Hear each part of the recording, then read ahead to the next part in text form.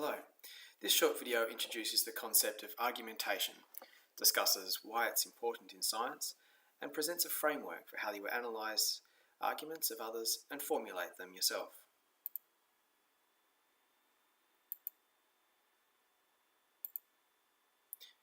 When we think of arguing, we immediately think of the adversarial argument that we're used to having with others on a particular point on which our opinions differ. They tend to be impassioned, and in the drive to convince an opposing party that our point of view is the right point of view, we appeal to emotion, hyperbole, force of character, and often baseless claims. We tend to not acknowledge that any part of an opposition's view is correct, for fear that it will weaken our own argument. The goal of this argument is to win, to triumph, and have the other party admit that they were wrong and we are right. An argument in the sense that we are going to use it refers to the use of evidence, reasoning, and logic to either demonstrate that a theory has support or is the truth.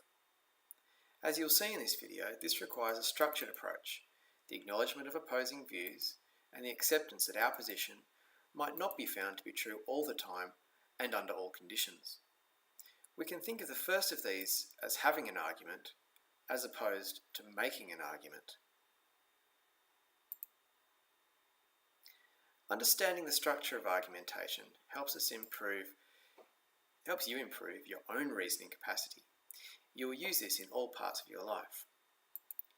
Being able to present an evidence-based, well-reasoned and logical argument has a number of intrinsic and professional benefits. It allows you to be persuasive in your written and oral communication of your work. You can convince others that your work is valid and reliable, and therefore worthy of being included in the broader conversation in your field or in your workplace. In a professional setting, being able to structure an argument gives you broad credibility and enhances your reputation. This may be through your ability to frame your writing as an argument, or to present your work or the work of your team within a valid, evidence-based framework. Very importantly, having an understanding of the way that evidence and logic can be used allows you to get the most out of your reading. You will become a critical reader, able to analyse the work of others, to judge whether it is valid and reliable. Critical reading is a key skill in the workplace and in everyday life. As scientists, a solid understanding of argumentation provides three main advantages.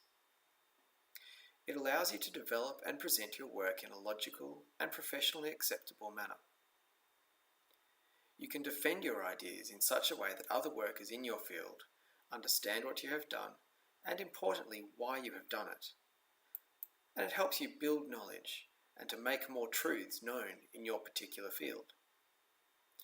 When you are reading, it helps you evaluate the truth of claims and the quality of published information. Remember that even though work is published, it does not necessarily make it the truth. Finally, it enables you to engage in intellectual debate. Remember that the goal of arguing in your discipline is not about winning, it's about discussing, debating, presenting alternate views, and collectively coming towards the truth. So let's look at the basic elements of a valid argument. It starts with a position. You may have heard this referred to as a thesis statement. It is the point of view of the author that they want the reader to accept. The author will usually incorporate sufficient background information to allow the reader to understand the topic and the line of reasoning that will follow. A premise or claim is made that can be used to form the foundation of an argument.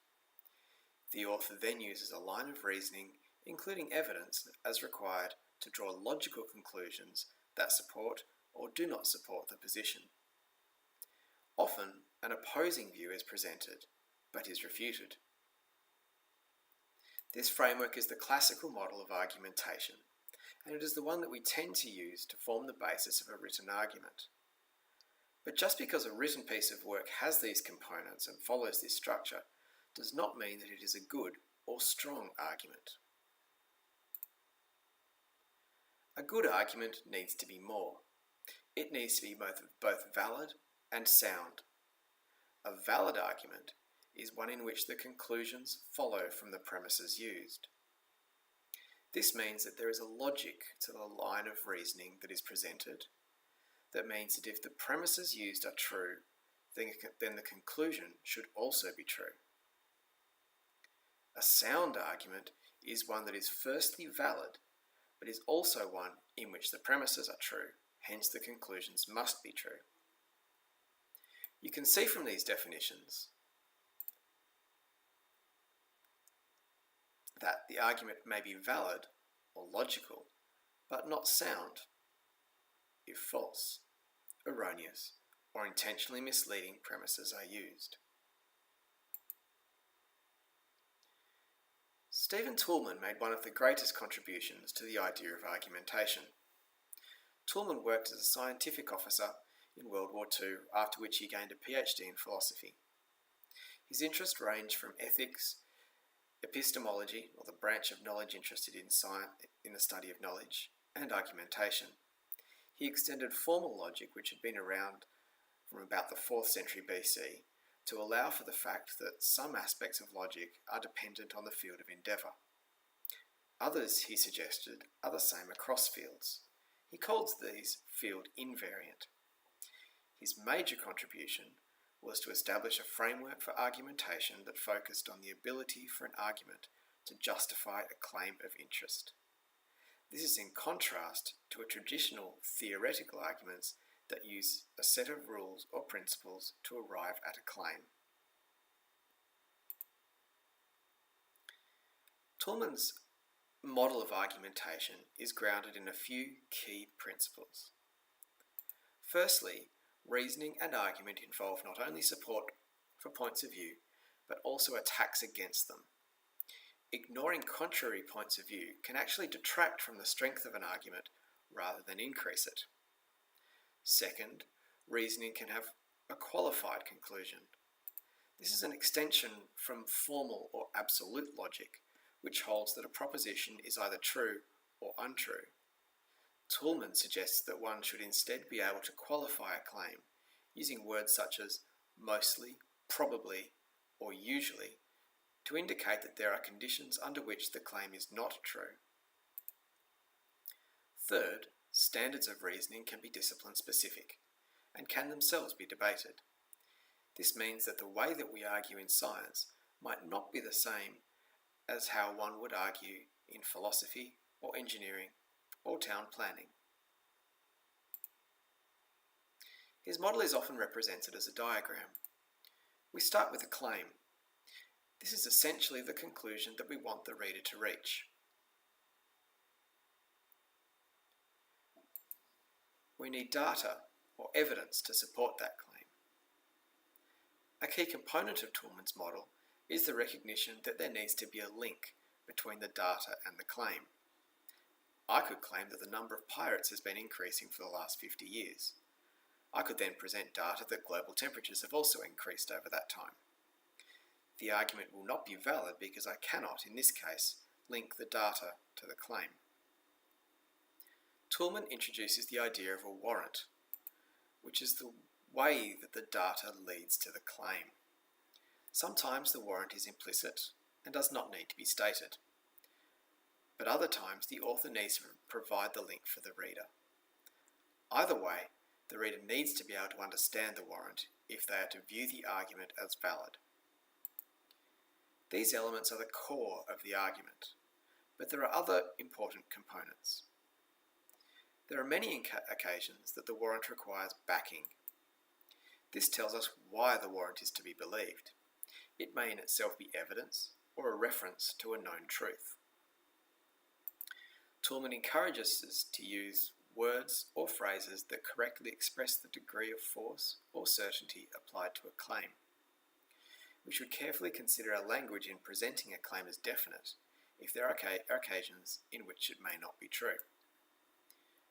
Finally, rebuttals, instances in which a warrant or claim or the data supporting it are not valid, should be presented.